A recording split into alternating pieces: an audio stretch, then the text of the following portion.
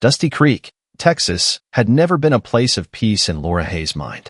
The small town sat nestled between sun-scorched plains, where the sun blazed mercilessly by day and cold winds sliced through the night. Laura's modest apartment on the outskirts of Austin, over 2 hours from Dusty Creek, was her refuge, but the name of that town clung to her like an unhealed scar. Tonight, March 20th, 2025, she sat in her worn armchair in the living room, the dim yellow glow of a table lamp casting shadows on her tired face. Before her was a letter, no stamp, no return address, just a scrawled message in black ink. The truth lies in Jack's grave. Dig it up. Laura, 32, had once been a vibrant woman with curly brown hair and bright green eyes. But the death of her younger sister, Mary Hayes, 7 years ago had drained every spark from her. Mary, a 19-year-old with a radiant smile and dreams of becoming an artist, had been murdered by Jack, the collector, Ramsey, on a summer night in 2018. He didn't just take her life, he'd cut off her curly brown locks and fingernails, keeping them as sick trophies. When Jack was caught and executed months later, Laura thought the nightmare was over. This letter, though, like a knife twisting in an old wound, proved her wrong. She held it with trembling hands, fingers clenching until the paper crumpled. Jack Ramsey, she muttered, the name escaping her dry, cracked lips like a curse. He'd been buried in Dusty Creek's abandoned cemetery, a place no one dared visit after dusk. Laura remembered the trial, the way Jack grinned as the death sentence was read, as if death wasn't punishment but a prize. Now, 7 years later, someone, or something, wanted her to dig him up. She stood, walking to the wooden table in the corner where she kept Mary's keepsake box. Inside were Mary's sketches, a leather bracelet, and a photo of the two sisters by Lake Travis. Laura opened it, her hand freezing as she saw a small lock of Mary's hair, tied with a ribbon, the hair she'd saved from Mary's old brush after her death. The letter spoke of truth. But what truth? Jack was dead, his body buried. So what was left to find? A knock at the door jolted her, the letter slipping to the floor. Through the frosted glass, she saw the tall silhouette of her brother, Tom. Tom Hayes, 38, a former Houston cop who'd quit after Mary's death, stepped inside. His boots were caked with red dust from the plains, his deep brown eyes sunken with exhaustion. "Laura, you okay?" he asked, his voice low but laced with concern. She didn't answer right away, just picked up the letter and handed it to him. Tom skimmed it, his brows knitting tight. "Who sent this?" he asked, but Laura shook her head. "I don't know, but I think it's about Jack.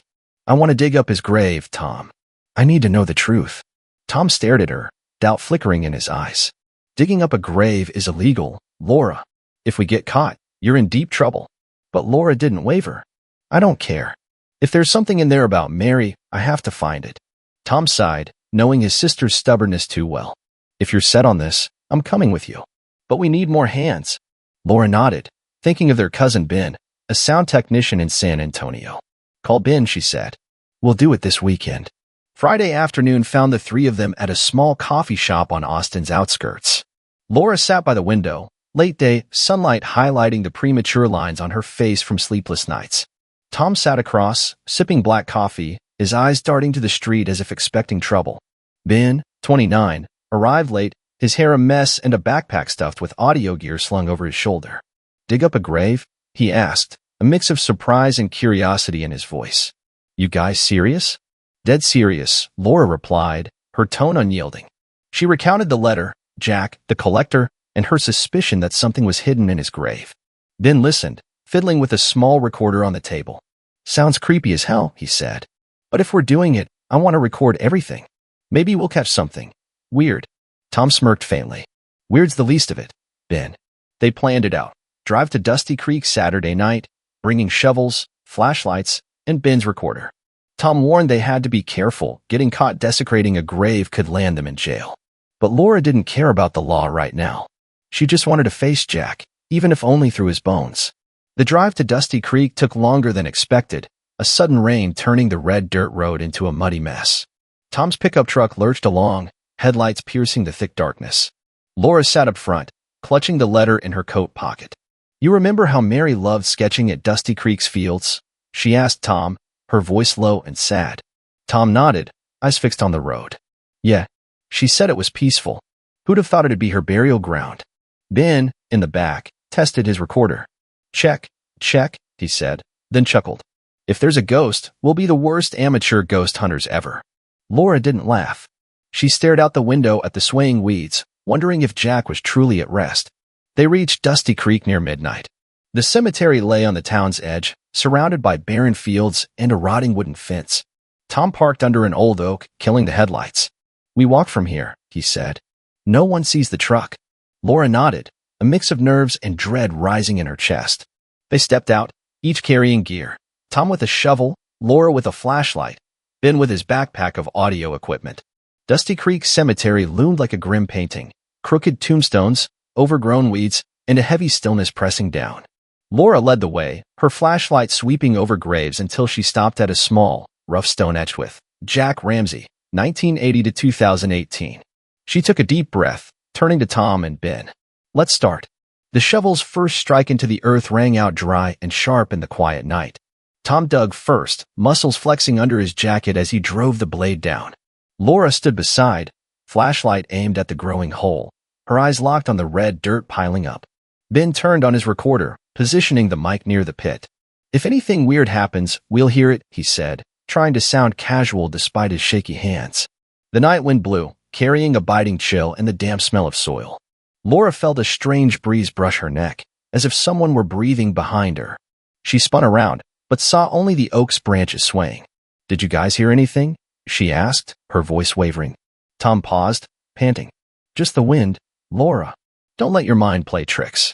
But Ben frowned, checking his recorder. "There's something, like a whisper. Not clear yet." They dug for over an hour, sweat soaking their backs despite the cold. Dusty Creek's earth was hard and dry, each shovelful of battle. Laura took over from Tom, her small hands gripping the handle, digging with 7 years of pin-up rage. "Thought you'd get away, Jack?" she muttered, as if he could hear. "I'll drag you out, even if it's just bones." Finally, Tom's shovel hit something solid. A dull thud echoed, the sound of wood. "Got it," he said, voice rough. Laura knelt, brushing dirt off the coffin's lid with her hands. It was an old oak casket, worn by termites and spots but intact. The lid bore a carved J.R. Jack Ramsey's initials. Her heart pounded as she sucked in a breath. "Open it," she told Tom. Tom pried the lid with a shovel, the wood creaking as it gave way. Laura shone her flashlight inside, and all three froze. No body, no bones, just hundreds of fingernails and locks of hair, arranged in a perfect circle within the coffin.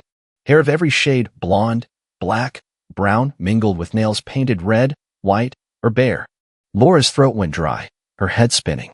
"God," Ben whispered, his mic slipping from his hand.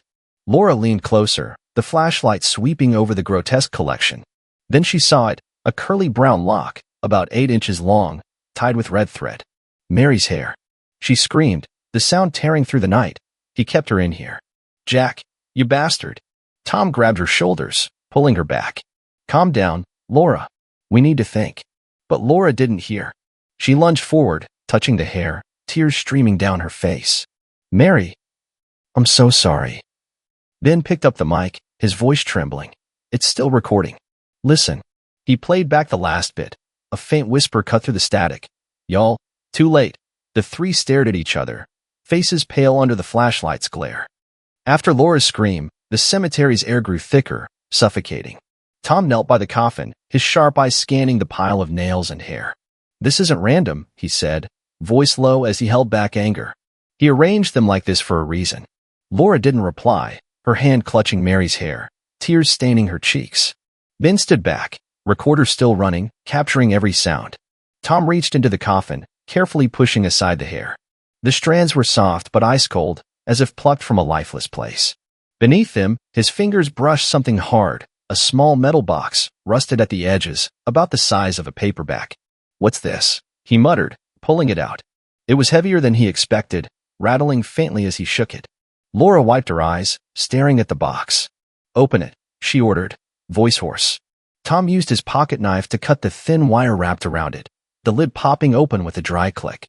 Inside was a folded paper, handwritten in black ink, and a few stray fingernails. Tom unfolded the note, reading aloud, "My list. You'll never win." Below the words was a list, over 20 victims' names, each with a date and brief detail. Mary Hayes, June 15, 2018, brown hair, red nails. Jessica Lane, February 3, 2017. Blonde hair, white nails. Laura trembled, clutching Mary's hair so hard her knuckles whitened. He wrote them all down. Like a game, she whispered. Tom kept reading, his voice growing heavier as he recognized names from old cases he'd worked as a cop. Ben, still holding the recorder, flinched. Listen to this. He rewound, a whisper, clearer now. Y'all can't burn me. Laura shot to her feet, eyes blazing. He thinks we won't dare? I'll burn this whole thing, Jack. I'll make you disappear forever. Tom grabbed her arm, stopping her. Laura, calm down. We've got evidence here, this list. We can take it to the press, let the world know what a monster Jack was. But Laura shook her head, voice shaking with rage. It's not enough, Tom. He kept Mary in here, in this trash. I want to burn it, all of it. Ben nodded, agreeing. I'm with her. But we should record the evidence first. They snapped photos of the list, the box, and the hair with Ben's phone. Laura stared at the coffin, feeling Jack mocking her from the shadows. You'll pay, she whispered, then turned to Tom. Get the gas from the truck. We in this tonight. Tom sprinted to the truck, returning with a small gas can from the trunk. When he got back, Laura had piled the hair and nails into a heap in the coffin, her trembling hands betraying her resolve. Ben stood a few feet away, recorder running, phone camera trained on the bizarre scene. The wind picked up, colder than it should have been, rustling the dry grass around them. Sure about this? Tom asked, holding the can. Laura nodded, unwavering. He doesn't deserve peace. Burn it. Tom poured gas over the pile, the sharp stench mixing with the earthy dampness. He pulled a lighter from his pocket and flicked it on. Flames erupted instantly, devouring the dry hair with a crackling laugh-like sound. But then something strange happened. The fire roared, but the hair and nails didn't turn to ash as expected. Instead, they writhed, curling like living things, then rose from the flames, floating in the air. Laura screamed, stumbling back as a brown lock, Mary's hair, wrapped around her wrist, tightening like a rope. What the hell? Tom roared, lunging to yank it off, but it squeezed harder. Ben filmed, voice shaking. It's picking up something. Listen. He played the speaker, Jack's voice rasped through. Y'all can't burn me. Mary's mine. Laura tore the hair free, throwing it back into the fire, shouting, You don't keep her anymore, Jack. But the flames seemed controlled. Flaring into a human shape, Jack Ramsey's tall figure emerged in the smoke, black eyes glaring at them. Tom dumped the rest of the gas into the fire, flames surging higher, but Jack's form didn't fade. It stepped from the coffin, black smoke swirling like a cloak.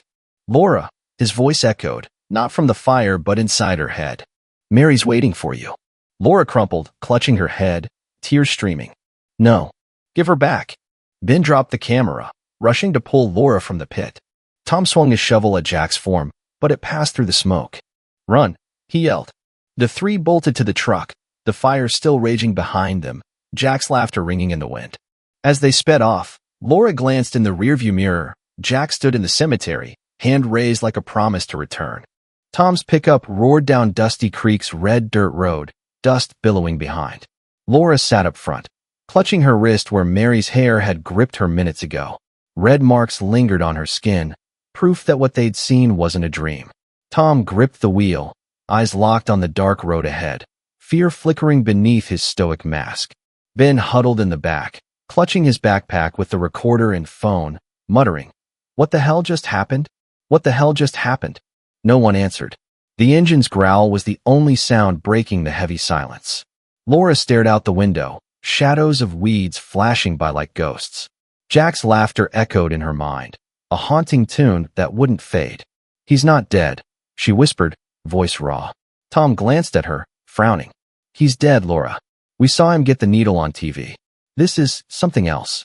Something else. Laura turned to him, eyes blazing. He was standing there, Tom. He spoke about Mary. He's keeping her in that pile of hair and nails. Tom didn't reply, just tightened his grip on the wheel. Ben looked up from the back. The recorder was still on when we ran. Can I play it back? Laura nodded, though part of her wanted to smash anything tied to Jack. Ben rewound, hitting play. The crackle of fire filled the air, mixed with Laura's scream and Tom's shovel striking smoke. Then Jack's voice cut through, chillingly clear. Y'all can't burn me. I keep them all. His raspy laugh stretched out, mocking, before the recorder went silent. Battery's dead, Ben said, hands shaking as he set it down. But we've got proof. The list, the recording, everything. Laura's breath came in gasps as she steadied herself. "We have to bring this to light," she said, voice firm despite her racing heart. "He didn't just kill, he did something to their souls. To Mary. I won't let him win." Tom nodded slowly. "I know a reporter in Dallas, Pete Callahan. He covered Jack's case. If we give him the list and recording, all of Texas will know." They reached Laura's place in Austin as dawn broke, pale light filtering through gray clouds. The three stumbled inside, reeking of dirt and gasoline from the cemetery. Laura set Jack's list on the kitchen table, hands trembling as she read Mary's name again. "Tomorrow," she said. "We meet Pete Callahan tomorrow. But first, I want to check everything." Ben opened his backpack, pulling out his phone to replay the video from the cemetery. The blurry image of hair and nails appeared, then the fire, and finally Jack's silhouette in the smoke. But as it reached the end, the screen glitched, and a face, Jack's face, filled it, staring straight at the camera with a twisted grin. "God," Ben whispered, dropping the phone. Laura stared at the screen, feeling Jack's eyes pierce hers. The next morning, Laura woke on the sofa, her neck stiff from sleeping curled up. Tom and Ben had crashed at her place, Tom on the living room floor, Ben in the armchair opposite. Jack's list lay on the kitchen table, a silent challenge. Laura got up, brewed coffee, the rich aroma filling the air but doing nothing to ease the knot in her chest. Tom stirred soon after, hair disheveled and eyes bloodshot from lack of sleep. "You okay?" he asked, voice rough. Laura nodded, but her eyes said otherwise. "Did you call Pete?" she asked. Tom nodded. "Yeah, he'll meet us in Dallas this afternoon. But he wants to see the evidence before committing." Ben shuffled into the kitchen, rubbing his head. "Last night was a nightmare," he said, pouring coffee. "But we've got it all on video and audio. No one can deny this." Laura looked at him, then at the list. "It's not just evidence," she said. "It's revenge. Jack thinks he's immortal. I'll make the world see him as a monster." They spent the morning plotting. Tom would drive to Dallas with the list and metal box. Ben copied the audio and video onto a USB, a backup in case the phone failed. Laura wrote a short summary of their findings, not just the hair and nails, but Jack's figure in the fire. "We're not just exposing him," she said, voice trembling with fury. "We'll make him cursed forever in everyone's eyes." The 3-hour drive to Dallas was quiet. Laura sat up front, clutching the USB, her mind replaying Mary and Jack. She remembered the last time she saw her sister, Mary standing in Dusty Creek sunlight, sketching the blue sky. "I'll get you justice," she whispered, too soft for Tom or Ben to hear. Pete Callahan was a man in his 50s, salt and pepper hair, and eyes sharp as knives. He met them at a dingy bar in downtown Dallas, the air thick with beer and cigarette smoke. "Tom Hayes," Pete said, shaking Tom's hand with a crooked smile. "You were a damn good cop. Now you're grave digging." Tom shrugged. "Family, Pete. This is Laura, my sister, and Ben, our cousin." Laura didn't wait for Pete to ask. She slapped the list and box on the table, voice firm. "Jack Ramsey wasn't just a killer. He did something to his victims after death. We dug up his grave and found this." Pete raised an eyebrow, opened the box, and skimmed the list. "Holy hell," he muttered. "Hair and nails. He kept them in his grave." "That's not all." Ben cut in, handing Pete the USB. "Listen and watch this." He appeared in the fire. Pete plugged the USB into his laptop, his face paling as Jack's voice rasped and his figure loomed on screen. "If this is real," he said after a long silence, "Texas will explode. But I need time to verify." Laura slammed her hand on the table, spilling Pete's beer. "No time. He's mocking us, even dead. You have to run this now." Pete studied her, then nodded slowly. "All right. It'll hit Monday. But brace yourselves. The cops won't be happy about the grave digging." On the drive back to Austin, Laura couldn't shake Jack's face from the video, his twisted grin, those black eyes, just like at the trial in 2018. But now he wasn't a man in handcuffs. He was something else, a ghost, a curse, a nightmare rising from that pile of hair and nails. When they got home, Laura noticed something odd. Mary's keepsake box on the wooden table was open, though she'd locked it before leaving for Dusty Creek. Inside, the lock of Mary's hair she'd kept for 7 years was gone. "Tom," she shouted, voice panicked. Tom and Ben rushed in, seeing Laura with the empty box. "Mary's hair," It's not here, she said, tears welling up. He took it, Tom. Jack took it. Tom checked the door and windows. No sign of a break-in. No one could have gotten in, he said, but his voice lacked conviction. Ben grabbed the recorder from his backpack, checking it. It turned on by itself sometime, he said, rewinding. A new whisper played, not from the cemetery but from here. Mary's with me now. Laura sank into a chair, hands covering her face. He's here. He hasn't stopped. Tom gripped her shoulders, voice firm. Listen to me. He's dead. This is someone's mind game. Maybe whoever sent the letter. We'll figure it out. But Laura shook her head. No, Tom. I feel him. He wants us scared. And I won't let him win. She stood, wiping tears. If Pete runs this, the world will know. He'll have nowhere to hide. That night, Laura didn't sleep. She sat in the living room, staring at Jack's list. Each name was a story, a family destroyed. She wondered if the other victims were trapped like Mary. The clock ticked in the silence, but she flinched at another sound. A faint scratching from beneath the wooden floor. She knelt, pressing her ear to it, and heard it clearer. Fingernails scraping wood, like someone trying to claw up. Sunday morning, Laura woke chilled to the bone, though she'd slept under a blanket. Tom and Ben were still asleep, unaware of the scratching she'd heard. She stumbled to the kitchen, brewing coffee, but her hands shook so badly she spilled hot water on the counter. I'm losing it, she told herself, but her eyes stayed glued to the floor, where the sound had come from. When Tom woke, Laura told him about the night. Scratching? He asked, frowning. You sure it wasn't rats? Laura shook her head. No, Tom. It was steady, like fingernails. And I smelled it. Dirt, like the cemetery. Tom checked the floor, finding no scratches or gaps. Maybe you imagined it, he said, but his eyes betrayed doubt. Ben joined them in the kitchen, recorder in hand. I checked last night's audio, he said. It turned on at 3 a.m. He rewound. A faint scratching played, followed by Jack's whisper. Laura, dig deeper. Laura's grip tightened on her mug.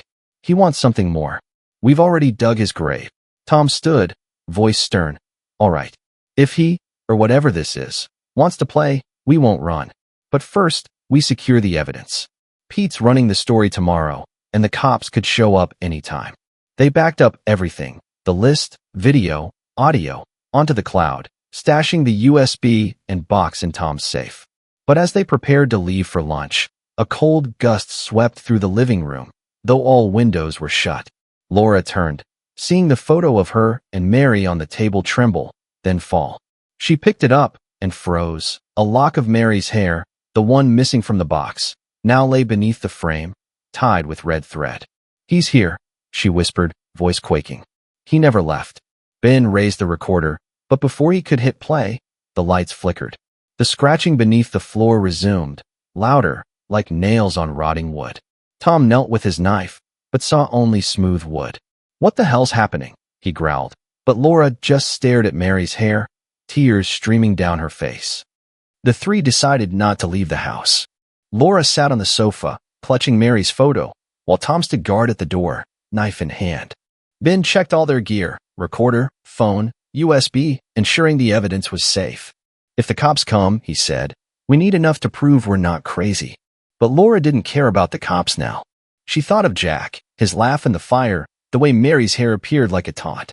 He wants us scared, she said, voice low but steady. But I'm not afraid of you, Jack. I'll burn you again if I have to. Tom looked at her, worried. Laura, we tried burning it.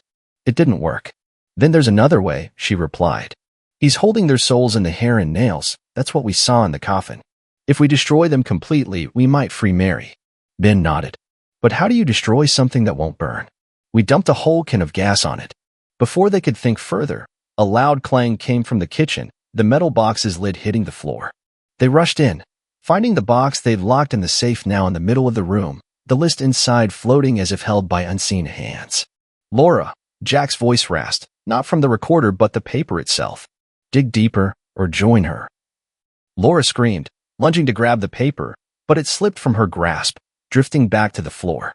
The scratching beneath the wood resumed, now with Jack's raspy laugh.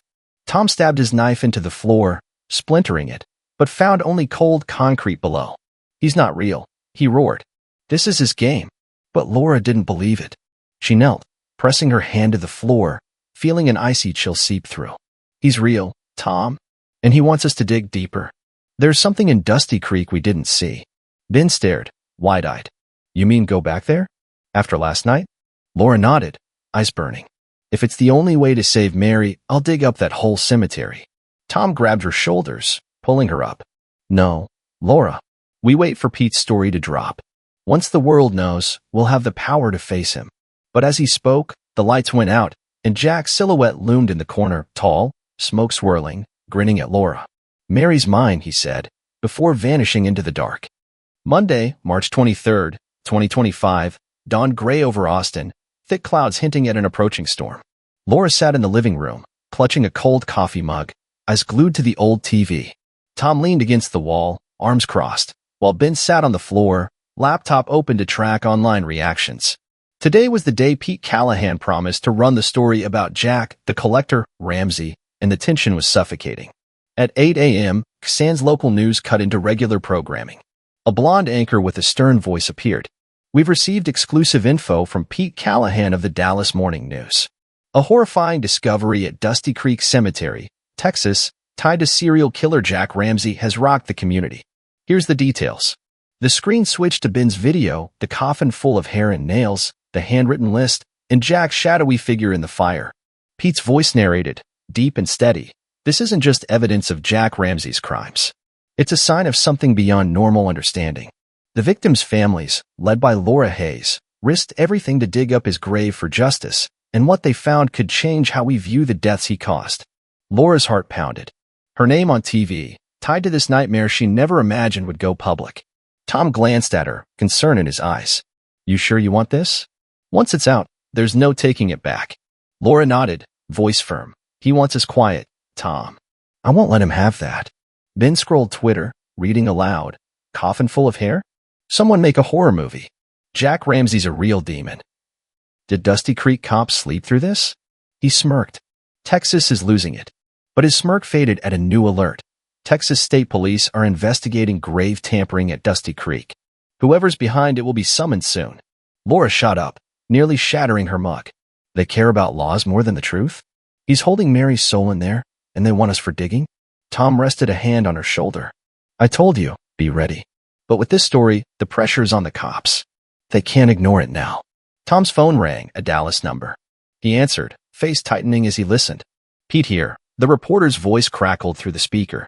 Stories live in print and online. Cops called me, asking about you. I didn't snitch, but they'll find you soon. Keep the evidence safe. Tom nodded, though Pete couldn't see. Thanks, Pete. We'll handle it. As Tom hung up, a cold gust swept through the room, fluttering the curtains despite closed windows. Laura turned, the familiar dread from the cemetery rising. He knows, she whispered. Jack knows what we did. Ben grabbed the recorder, checking it had turned on, capturing Jack's laugh. Y'all think you won? Their faces paled. Less than 2 hours after the broadcast, a sharp knock rattled Laura's door.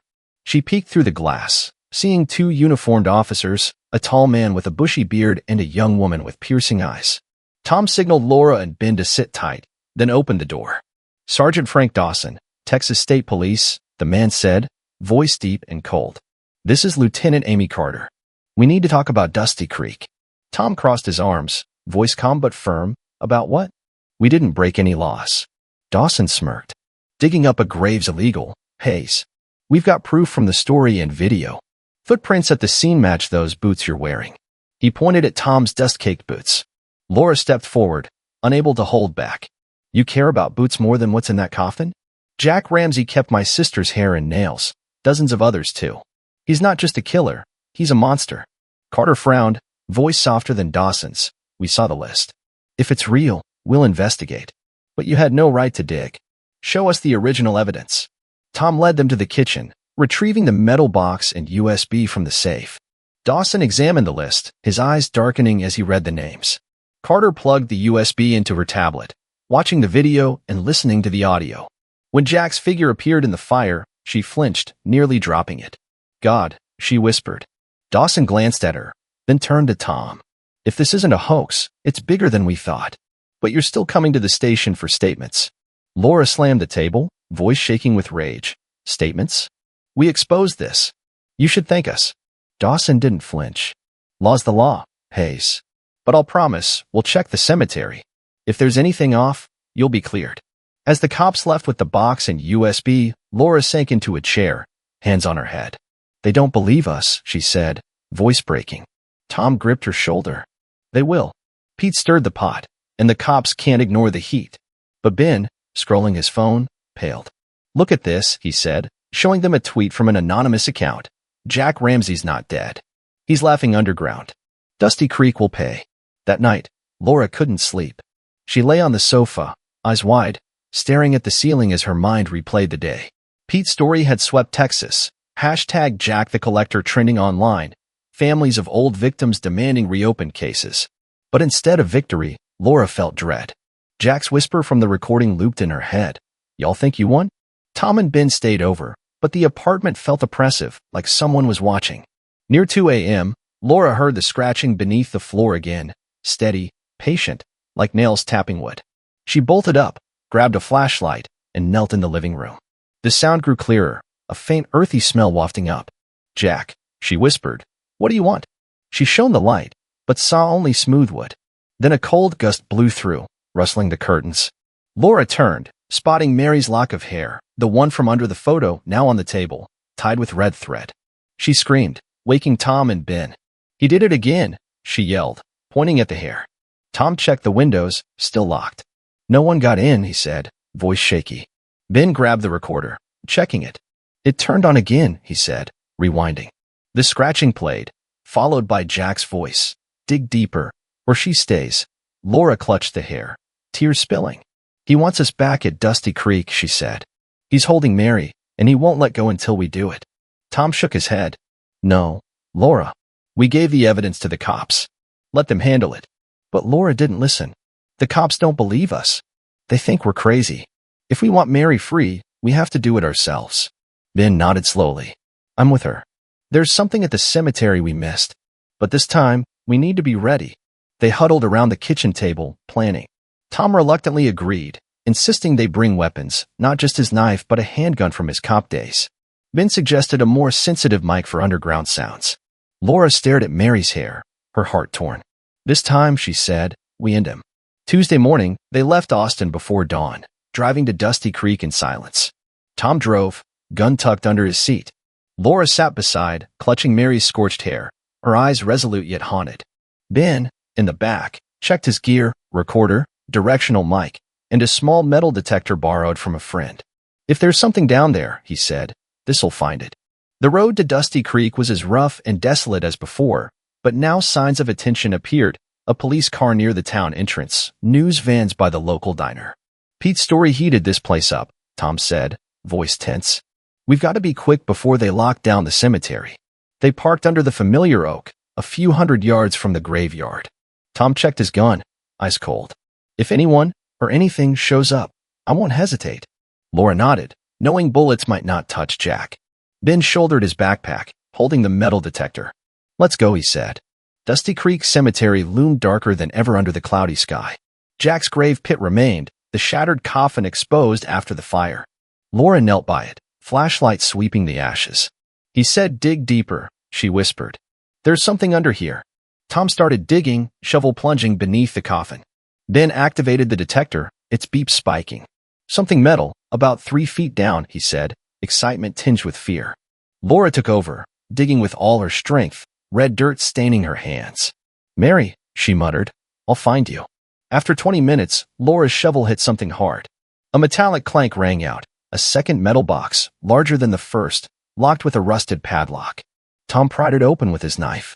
Inside was an old leather-bound notebook, its cover rotting, and a glass jar full of fingernails, more than they'd seen in the coffin. Laura opened the book, hands shaking as she read the first line. I keep them forever. No fire can burn my curse. Laura flipped through the notebook, each page detailing Jack's victims, how he killed them, took their hair and nails, and a strange ritual he called the curse below. He wrote that each trophy was a soul fragment, locked to him even in death.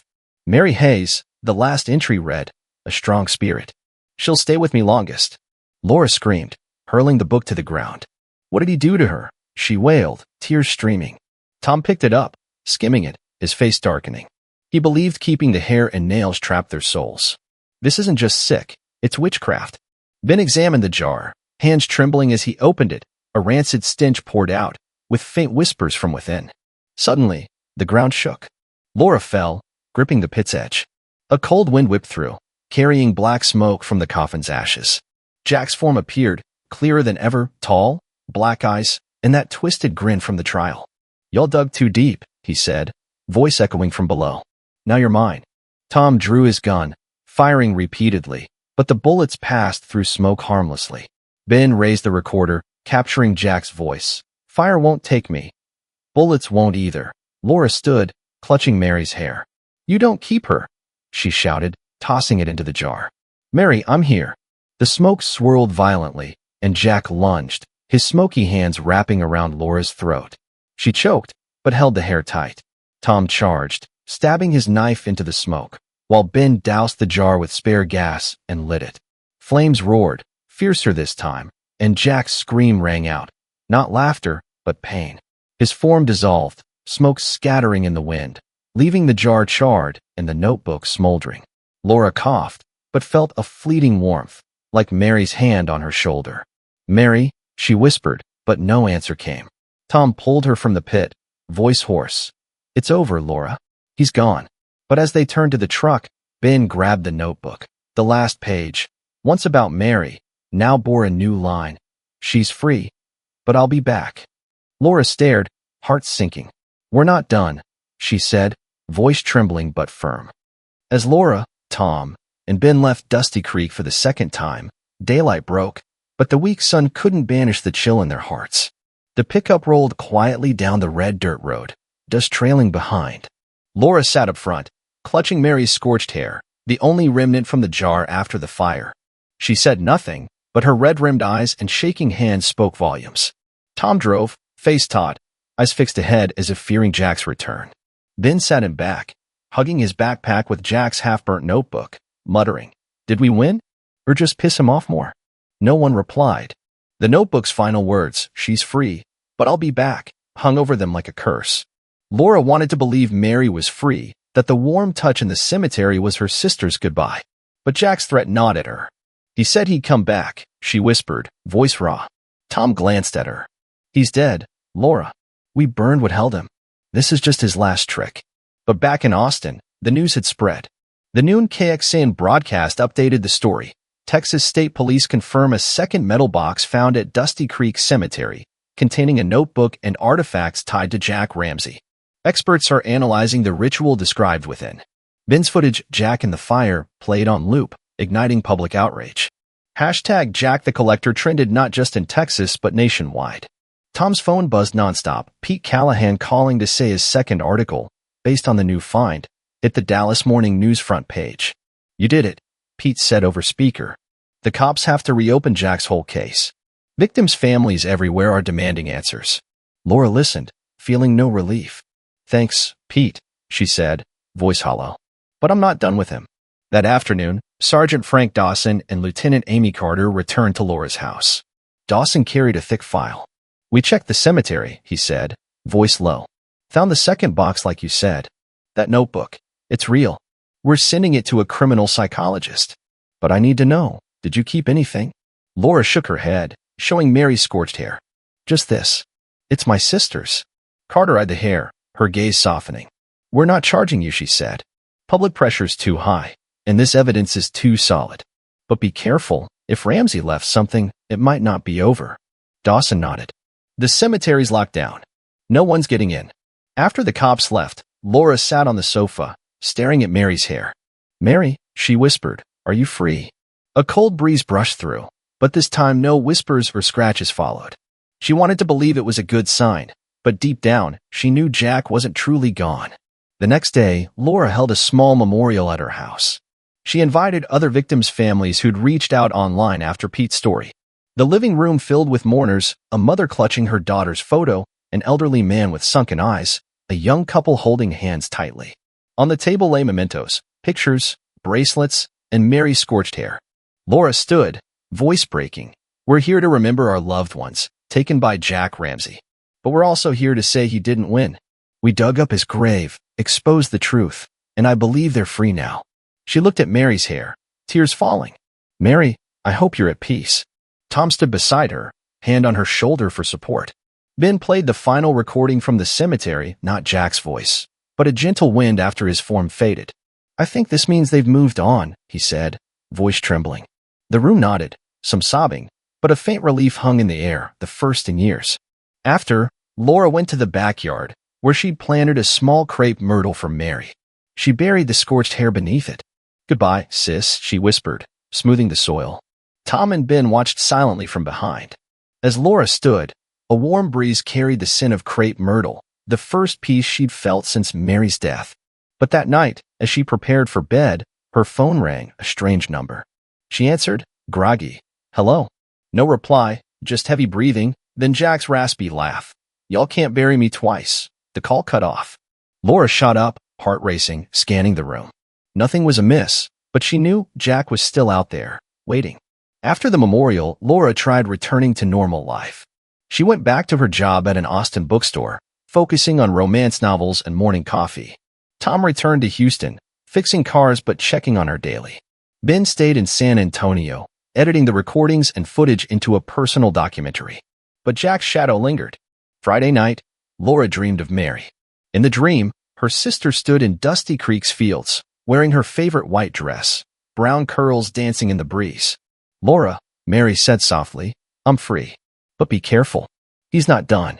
Laura reached out, but before she could touch Mary, a dark figure rose behind her, Jack, with his twisted grin and black eyes. His nails lengthened like blades, and Laura screamed, waking in a cold sweat. She flicked on the light, checking the clock, 3 a.m. The scratching beneath the floor started again, louder, like someone digging up. Laura ran to the living room, grabbed a flashlight, and knelt. The sound stopped as she shone the light, but a small scratch appeared on the wood, like a fingernail's mark. Jack, she growled, what do you want now? The next morning, she called Tom and Ben, recounting the dream and scratching. Tom arrived quickly, bringing his gun. I'll stay a few days, he said, resolute. Ben came that afternoon, recorder in tow. I checked the last Dusty Creek audio, he said.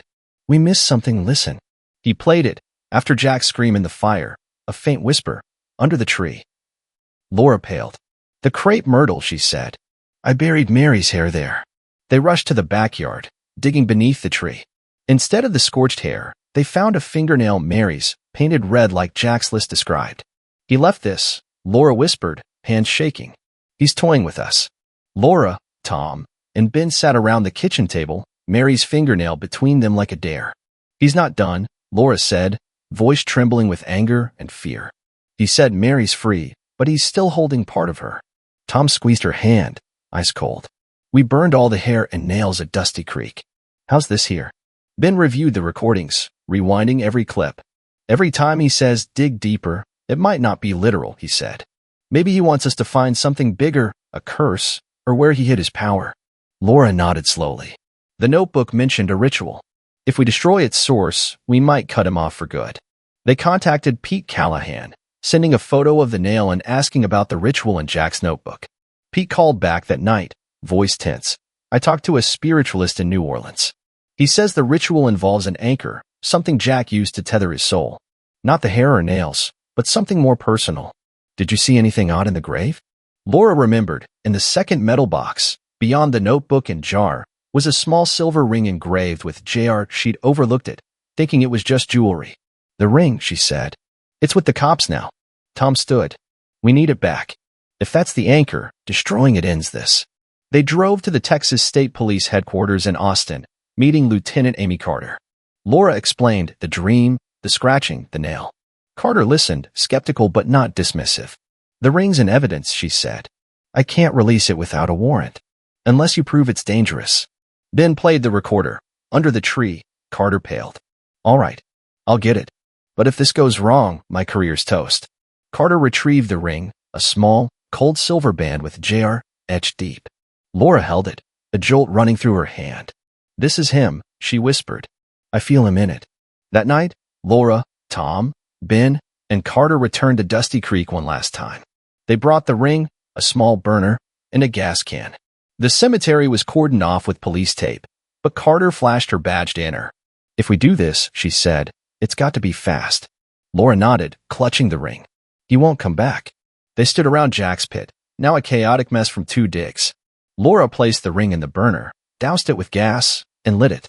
Flames roared, intense and hot, and this time no smoke or figure emerged. But Jack's scream pierced the air, loud and furious. No. The sound stretched, then died as the ring melted into a puddle of silver. Laura felt a warm breeze, scented with crepe myrtle, like the day she buried Mary's hair. "Mary," she whispered, tears falling. "Goodbye for real." Tom hugged her shoulder, Ben wiped tears, and Carter watched the molten silver. "It's done," Carter said. "He's got no anchor left." They left Dusty Creek under a rising moon, silver light bathing the barren fields. On the drive back, Laura gazed out the window, feeling relief mixed with sorrow. Jack was gone, but the cost, those terrifying nights, losing Mary, would never fade. At home, she found a crepe myrtle blossom on her porch. No wind, no reason. She picked it up, smiling for the first time in months. But the next morning, Ben called, voice panicked. "Laura, I checked the last recording. There's a new bit," after the ring melted. He played it over the phone, a soft wind, then a faint whisper, not Jack's. "Thank you. I'm free." Laura sobbed, knowing it was Mary. Dusty Creek grew quiet again, but locals still say that on full moon nights, they hear a raspy laugh from the cemetery, faint, distant, a reminder that Jack, the collector, may have lost, but he never truly vanished.